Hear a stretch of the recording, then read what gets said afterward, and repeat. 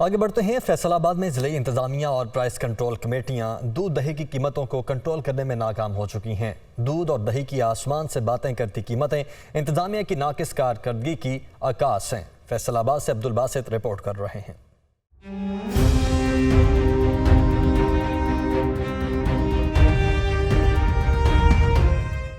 फैसलाबाद में दूध फरोश इंतजामिया के काबू से बाहर हो गए। सरकारी रेट लिस्ट पर दूध की कीमत 95 रुपये जबकि मार्केट में 150 से 160 रुपये फी लीटर के हिसाब से फरोख्त किया जाने लगा है। इसी तरह से दही की कीमत भी 170 रुपये फी किलोग्राम से तजावज़ कर चुकी है। दूध बुनियादी ज़रूरत है, बच्चों की, बड़ों की, चाय से भी बंदा जाता है, बच्चों की भी खुराक पूरी नहीं होती। घर में बच्चों को भी, बुजुर्गों के लिए भी इस्तेमाल होता है, लिहाजा हम तो यही चाहेंगे कि दूध की कीमत को कंट्रोल करना चाहिए। असिस्टेंट कमिश्नर सिटी कहते हैं मुतल्लिका इदारों की मुआवनत से कीमतों को कंट्रोल करने के लिए इकदामात उठाए जा रहे हैं। जो मार्केट्स असाइन की गई हैं, जो एरियाज असाइन किए गए हैं, उस एरियाज़ में सिर्फ सब्ज़ी फल नहीं बल्कि इसके अलावा उसके जो करियाने स्टोर्स हैं, उधर की जो पोल्ट्री की दुकानें हैं, गोश्त की दुकानें और दूध दही के, उससे भी चेक हो रहा होता है। जहाँ पे वायलेशन नज़र आती है वहाँ पे कार्रवाई की जा रही है। दूध दही की कीमतों के हवाले से रेट लिस्टें तो जारी कर दी जाती हैं, लेकिन इन लिस्टों पर अमल दरामद ना करवाए जाने से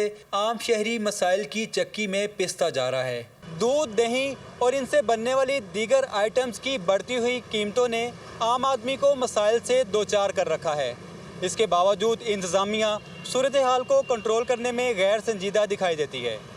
कैमरामैन ज़ुबैर सलीम के साथ अब्दुल बासित, दुनिया न्यूज़, फैसलाबाद।